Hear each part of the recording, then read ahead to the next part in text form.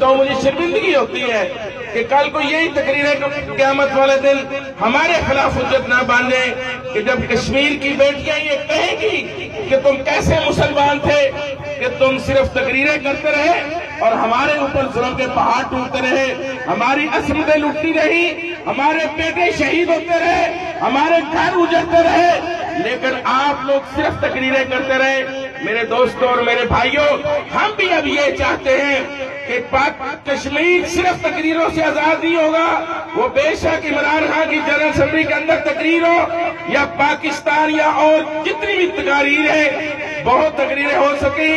میں اب حکومت پاکستان اور پاکستان کی مسلح افواج کے سربراہ سے یہ مطالبہ کرتا ہوں کہ تمہارا نصب العین ایمان تقوی اور جہاد فی سبیل اللہ ہے۔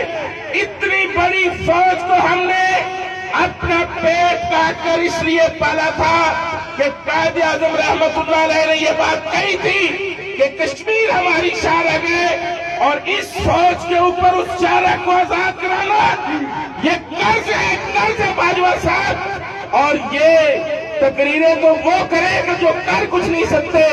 پاکستان دنیا کی واحد اسلامی مملکت جس کے پاس ایٹمی طاقت ہے، میں مطالبہ کرتا ہوں کہ یہ ایٹم بم ہم نے شو کیس میں سجانے کے لیے نہیں رکھا تھا۔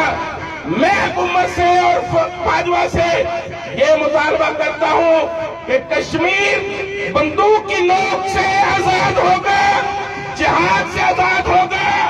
جناب عمران خان، آپ تقریریں اب کم کریں۔ باجوہ صاحب، اب آپ بھی آپ نے بہت سن لیا، بہت ظلم برداشت کر لیا، آپ جہاد کا اعلان کریں۔ میں جماعت اسلامی کی طرف سے آپ کو یقین دلاتا ہوں کہ لاکھوں کی تعداد کے اندر نوجوان جذبہ جہاد سے سرشار ہو کر یہ آپ کی پشت کے اندر کھڑے ہوں گے اور کشمیر میں داخل ہونے کے لیے تیار ہے۔ آپ ہمت کریں، پاکستان کے نوجوان اس کے لیے تیار ہیں۔